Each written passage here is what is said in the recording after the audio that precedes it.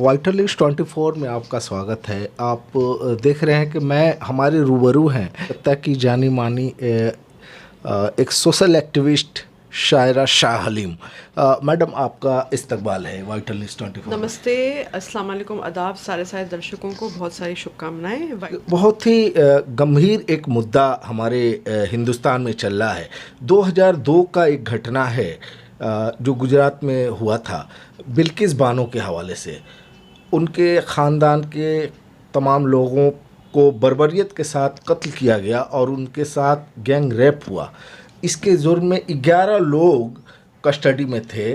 उन्हें कैद भी किया गया, उन पर बहुत से मुकदमे भी चले। लेकिन अचानक ये हुआ कि 15 अगस्त 2022 को अचानक उनको रिहा कर दिया गया, जिससे हिंदुस्तान ही नहीं पूरे वर्ल्ड की जो ह्यूमैनिटी है, जो लोग इंसानियत सोच रखते हैं, उनके सर पर शर्म से झुक गए।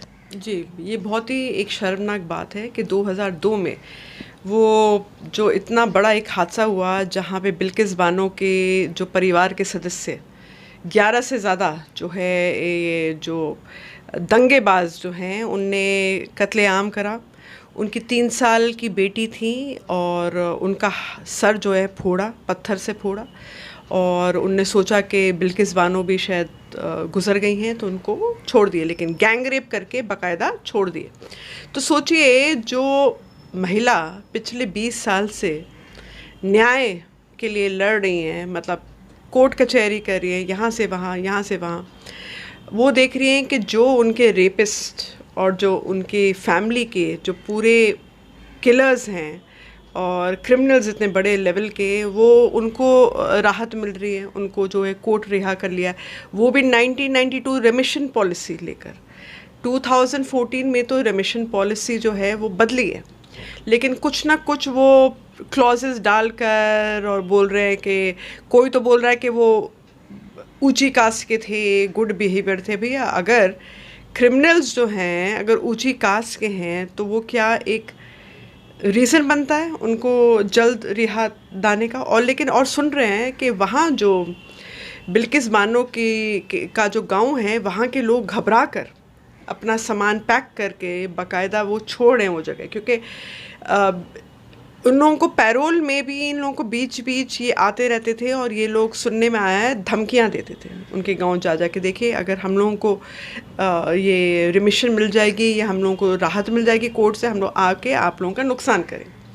तो ये डर के मारे पहले भी सुना है धमकियाँ देते रहे हैं उनके गाँव वालों को, और अब सुना है कि एकदम जब इन लोगों को छूट मिल गई है तब तो ये क्या तमाशा मचाएंगे, क्या एक जो हिंसा की लहर उस गांव में दौड़ाएंगे। तो वहाँ के जो गांव वाले हैं वो डर के मारे धीरे धीरे पढ़ने में आया है कि वो छोड़ रहे हैं वो जगह को। तो यहाँ पे आप देख लीजिए, सुभाषिनी अली हो CPIM की लीडर, या महुआ मोइत्रा हो TMC से लेकर PIL जमा की सुप्रीम कोर्ट के अंदर। लेकिन बहुत हैरत की बात है, जैसे निर्भया कांड के टाइम जैसे सड़कों में हमारी बहनें उतर के आ गई थी, वैसे ये थोड़ी निराशा हो रही है कि वैसे औरतें क्यों नहीं उतरी। तो ये सवाल करना चाहिए कि ये देश बिल्किस बानो को एक मुसलमान के तौर से देख रहा है या औरत के तौर से देख रहा है, किस तरह से तौर कर। अगर आप समझ रहे हैं कि बिल्किस बानो मुसलमान है तो उसको जस्टिस की कोई ज़रूरत नहीं है और वो डिज़र्व नहीं करती, तो बहुत ही शर्मनाक बात है।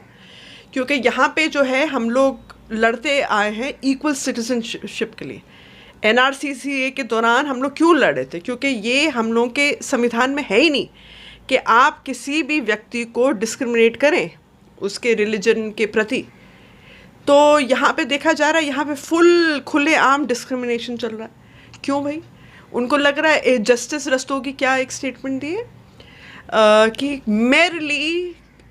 मेरली अगर किसी का रेप हुआ है या उसके सदस्य जो है फैमिली के सदस्यों को मारा गया है, इसका मतलब ये नहीं है कि कल्प्रिट्स को रिमिशन ना मिले। तो आप सिर्फ एक इतनी बड़ी गंभीर बात को आप मेरली करके आप छोड़ देंगे। मेरली मतलब छोटी सी ये बात है। तो ये आज के माहौल में जो एक राजनीतिक दल है वो जीतती चली आ रही है इलेक्शन, ये नफ़रत की आग उगालने से।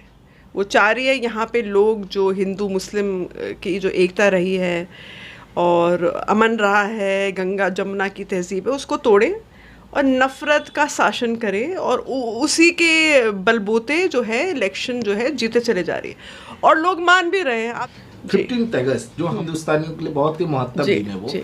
उस दिन कहीं ना कहीं ये देखा गया है कि एक कम्युनिटी को खुश करने के लिए हजरत महल का नाम लिया जा रहा है, जो खातिन है, और वहीं एक खातिन की जहां इज्मत दरी की गई है, गैंग रैप किया गया है, उसके जो अभियुक्त हैं, उसके जो लोग उसके कसूरवार हैं, उन्हें खुली छूट दे दी।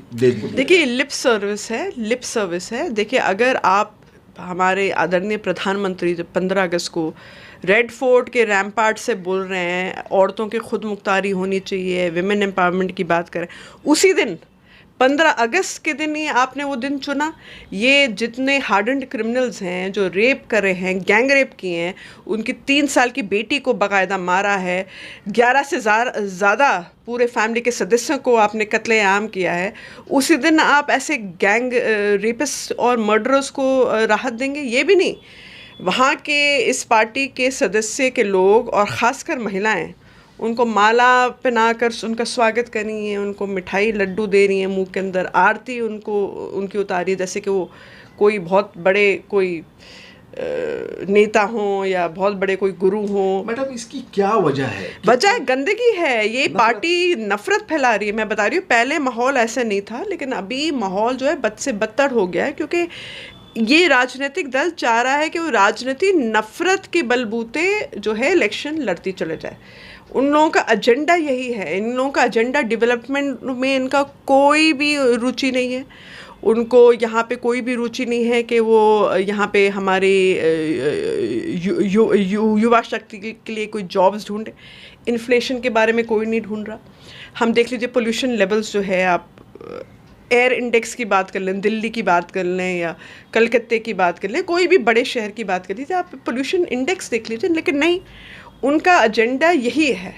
ये जैसे नाज़ी जर्मनी में होता था, जब यहूदियों को एकदम होलोकॉस्ट में गैस चेम्बर्स में डाला गया था, तो वही जो उन लोगों का जो एक सोच रोक है, वही यहीं पे ये वही कॉपी पेस्ट करने की कोशिश कर रहे हैं। और इस केस में मैडम एक चीज़ और भी देखने को आई है, निर्भया में डिफरेंट टाइप्स के लोग, हर कैटेगरी के लोग रास्ते पे थे, लेकिन क्या वजह है? लोग डरे हुए हैं बिल्किस बानो से, या बिल्किस बानो एक कहीं ना कहीं मखसूस फिरके की हैं जिसके वजह से लोग चुप हैं, खामोश हैं? देखिए, क्या है कि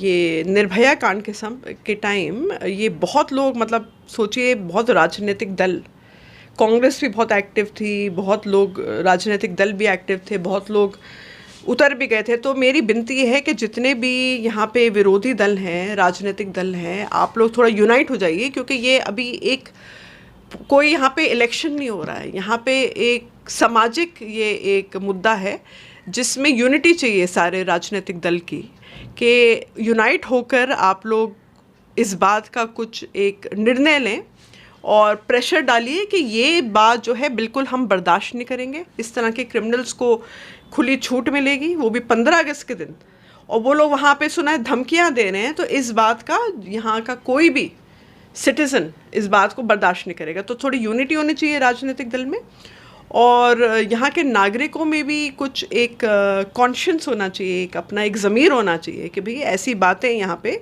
भारत में, इंडिया में बर्दाश्त नहीं करेंगे, और अपने अपने तरीके से प्रोटेस्ट करिए और उतरिए ज़मीन पे, क्योंकि अभी बहुत चुप हो गए, देख रहे हैं तमाशा हो रहा है पूरे हिंदुस्तान में, लेकिन डर रहे हैं या क्या बात है, इस सबसे चलेगा नहीं, क्योंकि ये बात बहुत ही घिनौनी बात हुई है, और यहाँ पे किसी का भी अगर थोड़ा ईमान हो या ज़मीर हो, वो एकदम इस बात को बर्दाश्त नहीं करेगा। निर्भया केस भी हमारे सामने रहा है। उस वक्त जो नेशनल मीडिया है वो पूरी तरह से चीख कर उस मसले को उठा रही थी, लेकिन क्या वजह है कि बिल्किस बानो के केस पर मीडिया पूरी तरह से खामोश है, खासकर नेशनल मीडिया?